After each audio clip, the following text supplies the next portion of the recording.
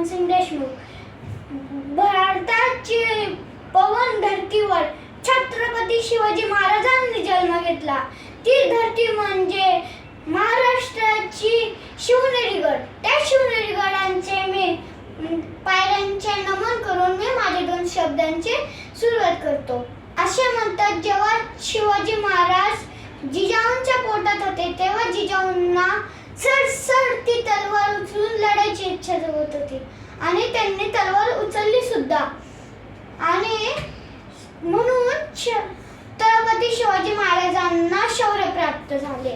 आणि आजकालचे आई वडील जेव्हा त्यांचे बाळ पोटात असतात तेव्हा ते हातात मोबाईल धरून बसतात. मोबाईल साईडला ठेवून जर त्यांनी पुस्तक वाचले तर आम्ही सुद्धा पुस्तक वाचू.